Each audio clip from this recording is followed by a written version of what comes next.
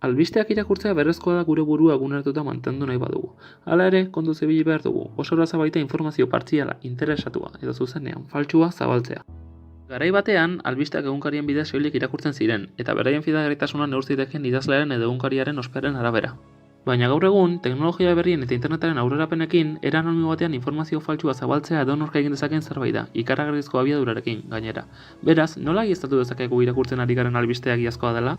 Fake news delakoak sortzearen arazoiak hainbat izan daitezke. Lehenik eta behin, osperrina izateak albiste mota hauek sortzea ekar dezake.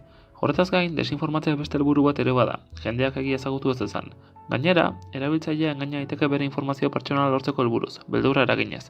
Azkenik, erabiltzailearen gailua infektatzea beste helburu bat izan daiteke, malware bat baliatuz. Horretaz gain, albiste faltsu hauek irakurtzeak arazo larriak ekar ditzazkete. Hasteko, lehen aipatu bezala, desinformazioa sor dezakete, erabiltzaileari informazio desegokia helaraziz. Gainera, erabiltzailearen gailua infektatzea posible da, fitxategi bat irekiz edo web hori bat bisitatuz. Amaitzeko, albiste faltsuak uneko mezularitza sistemen gainkarra sor dezakete, adibidez, WhatsAppena.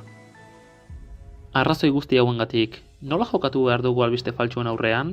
Web horria baldin bada, segurtasun agiriari erreparatuko diogu. Hau da, helbideak HTTPS protokola jarraitu beharko du, ondoan giltzarrapo bat edukirik.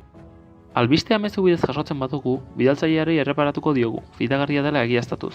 Ez bagaude guzti segurua fidagarria den, internetaren segurtasun bulegora jo beharko dugu. Gainera, ez dugu jasotako informazioa zabalduko egiazkoa dela egiaztatu arte.